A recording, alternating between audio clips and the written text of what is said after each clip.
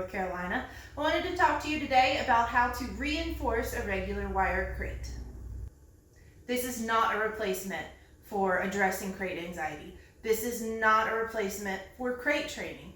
This does not stop anxiety. However, if you're in the process of working on your dog's anxiety, or you just got a new dog and they're breaking out of the crate and they're self-harming, this can quickly and cheaply turn a regular wire crate into something much stronger and safer. So these crates aren't really made to stand a lot of destruction and pulling, and if dogs can find a weakness in any of these areas, just like if they can find a weakness in us, they're going to exploit it. So the best way to do this is go ahead and get your crate wherever you want it set up, because once you do this, you're not going to be able to unfold it. You can take all the zip ties off and unfold it, but it's kind of a pain. So get it where you want it set up, and you're going to zip tie all of the edges where the crate comes together. Even down here, you're going to zip tie across there, just because if the dog can pull there, they're going to realize that there's a weakness and they're going to try to exploit it. And you're going to do this on the back side as well. And if you have two doors, you can go ahead and just leave one door where it can open and then go ahead and zip tie the other one off.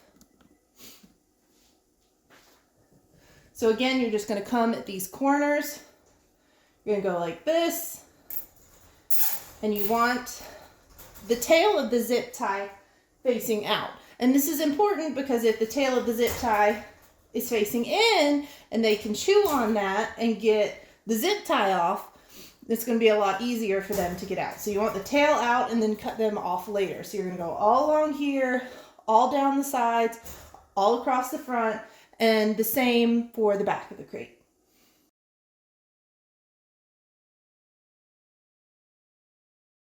All right, so now we've got zip ties across all of these edges on your crate.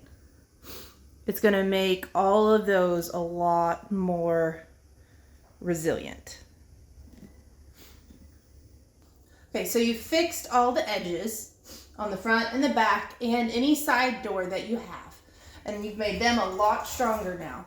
So now the door is still a weak point where the dog can push. And so if they get a nose or a paw under there, it can be really dangerous and scary. You can use regular clips from a leash. You can just cut the leash off, or you can buy these at any hardware store and use them to help reinforce the door. There you go. So you might have to be a little creative, but as you can see, there's not a whole lot of room there. You can also use carabiners, but there's a lot more wiggle room than with these littler clips.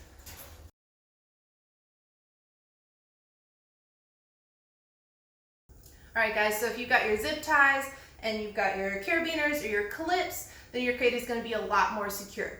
However, if you've got a dog that's breaking out of a crate, they're probably tearing up their crate mat too. So let's talk about bedding for a minute. Blankets and soft, fluffy bedding are probably going to be hazardous to any dog that's having these issues. So I don't recommend any of them. The only bed or crate mat replacement that I recommend for dogs that are that level of destruction is a Primo Pad.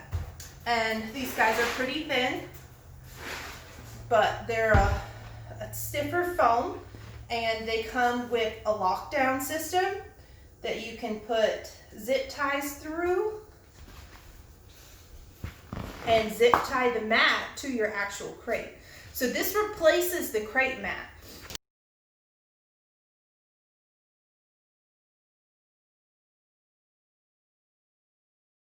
So this is what the Primo Pad looks like inside the crate.